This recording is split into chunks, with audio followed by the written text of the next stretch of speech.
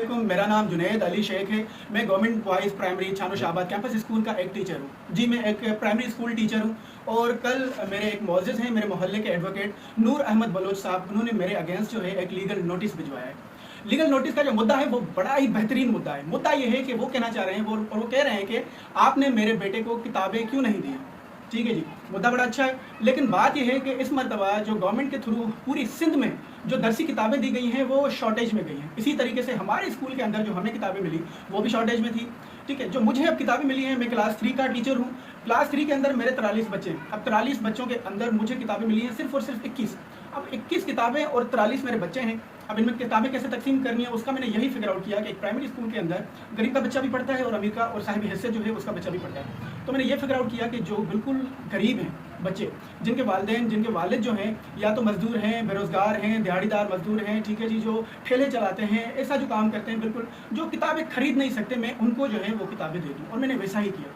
तो कल वो मोहतरम मेरे पास आए परसों और मुझे कहने लगे कि आपने मेरे बच्चे को किताब क्यों नहीं दी है।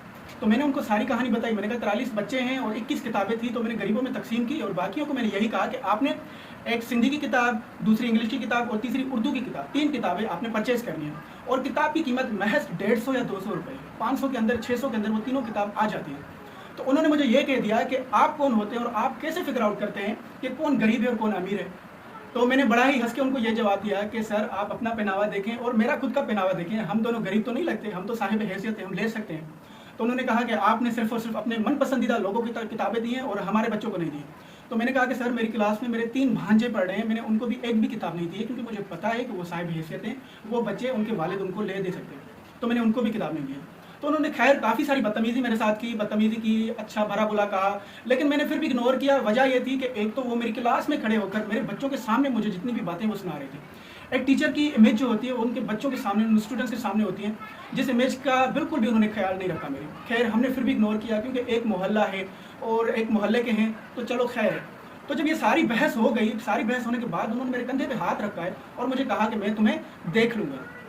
उसके बाद कल मेरे पास नोटिस भिजवाया और नोटिस में बहुत सी चीज़ें सही गलत बहुत ही ज़्यादा उन्होंने बोल दी हैं। और अहम मुद्दा जो उन्होंने किया, उन्होंने ये कहा है कि 3 दिनों के अंदर अगर आप मेरे बच्चों को किताब देते हैं तो ठीक है, अगर नहीं देते तो मैं आपके खिलाफ मुकदमा करूँगा। अब ये सारी कहानी है। कल से मैंने सोशल मीडिया प्लेटफॉर्म अपना यूज़ किया है। जितने भी बाशऊर लोग हैं मैंने उन तक ये अपनी बात पहुंचाई है, और यहाँ तक कि जितने भी बाशऊर वकला हैं मैंने उन तक भी अपनी बात पहुंचाई है। और उन्होंने भी यही कहा है कि ये बंदा जिसने किया है वो बिल्कुल गलत किया है। और कितना अच्छा होता है कि अगर यही नोटिस वो किसी हायर अथॉरिटी को भेज देते तो हमें भी अच्छा लगता है कि यार हमारे मोहल्ले का वकील है और उन्होंने अपने मोहल्ले के स्कूल का सोचकर नोटिस भेजा। लेकिन नहीं, उन्होंने भी वही काम किया जो ओवरऑल हमारे यहाँ आजकल चलता है। उनका बस मुझी पे चला तो उन्होंने मेरे अगेंस्ट ही वो लीगल नोटिस भेजा है। तो मेरी आप सबसे दरख्वास्त है, आप सबसे रिक्वेस्ट है, काइंडली इस मामले को आप भी शेयर करें और आप उनसे भी अपना मौक़िफ़ लें, उनसे भी पूछें कि आखिर उन्होंने किया क्या है। जो है यही है। Thank you so much.